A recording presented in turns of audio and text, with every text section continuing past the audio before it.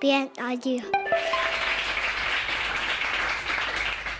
Hi, I'm Esther. Good evening to all. And by way of a very quick introduction, I come from the corporate giving space. I'm very happy to be here today to share a bit more, to share my ideas around my personal journey. I'll be talking about creating focus, change, and impact through skills-based volunteering today, and also the importance of creating change agents in your life. Oh dear, okay. So here we go. There'll be two things I'll be talking about in my presentation today. So I think, first of all, it's important to recognize and identify the right needs in the community before you volunteer. And I believe strongly in skills-based volunteering, which I'm going to explain a bit more about. And the second point I'm going to talk about is to create change agents in your life amongst your peers.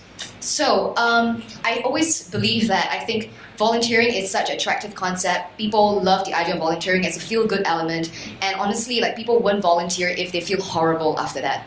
But I would urge us all to take a step back and actually think more critically about how we volunteer these days. So this is actually taken from an article from the Boston Globe. It's written by this lady called Sasha Pfeiffer. She talks about corporate volunteering being as well-intentioned as it might be, could actually bring about negative ramifications and become a liability to nonprofits and to NGOs that, were supposed to benefit from your help in the first place.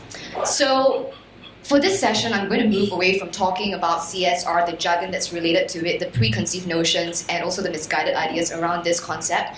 But I would like to urge you guys, everyone in the room, to actually take this from an individual level, because I think all of us have the responsibility to be more mindful about volunteering and to be more critical about how we volunteer and give back.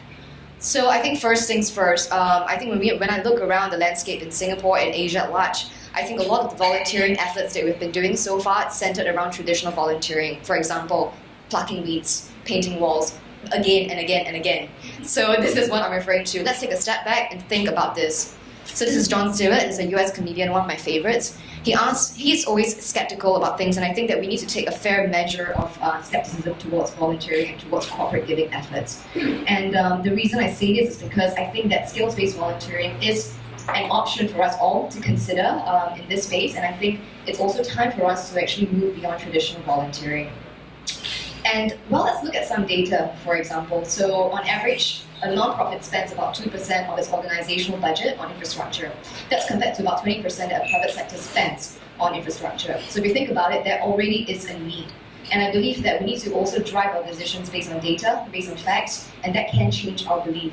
So in my job, I have had the opportunity to speak to MNCs and to businesses about how they volunteer. And they always tell me, Esther, I think skills-based volunteering is wonderful. It's such a novel concept, we should start doing it. But I think the more important thing to take away from this is that start doing something. Because if you don't, you will never know what more needs to be done and how you should go about doing it. And this is the last point, the first theme of the night. So I believe that corporates and companies should just act as enablers for nonprofits and INGOs around the world to do their mission well. At Salesforce, we provide our technology for free to nonprofits, but what's most important is to close that challenge and that gap for them to be able to utilize it well and to be successful. So the second theme of the night is to create change agents. I've been in Salesforce for about 5 years now, and I would not have been able to do what I do without all the employees at the company, simply because I'm the only one managing programs for Asia. And to that point, it's a really good example in terms of creating ambassadors, creating like-minded people around you, change their mindsets, help them become more aware of giving well. And I think this relates to creating a ripple effect in our community and our society, in the companies that you all work for. So on an individual level, think critically about why you're volunteering and think about the reasons and intentions and how you can do it better, and then share that with your peers, share that with your company, because change starts from an individual. So I think from what I've seen so far, in the next 5 years to 10 years, the landscape of corporate volunteering is going to start changing. We might not see this so evidently in Singapore now, but in Europe and the US, there's tons of focus on skills-based volunteering. And I think this provides enormous amount of strategic value and impact to the community. I'll leave you a few pointers, starting with just this point here, deliver actual value. This goes out to all the companies and corporates in the room today. Please look beyond the optics, look beyond the buzzwords, and look beyond the immediate sort of returns of what you're investing into the community. You have to look long-term, you have to deliver actual value to the community that you're working with. This brings me to a good point here. Look at the long-term trajectory. Always think deep and think long about the common outcomes that you want to have with the NGO and the nonprofit that you're working with. Think about their missions, think about their visions. Don't just think from your own corporate perspective. I think that is a very important point to keep in mind. And always be patient. I've made a lot of mistakes along the way, a lot of failures in terms of the way that we do pro bono engagements. And I think that those lessons served us well. I think it made us put ourselves in the shoes of the nonprofits and also the NGOs. And I think it takes two hands to clap. Always remember that, but always be patient. And of course, this is the essence of education, right? So we don't just learn to score well in school. I think we need to also be very critical in our thinking.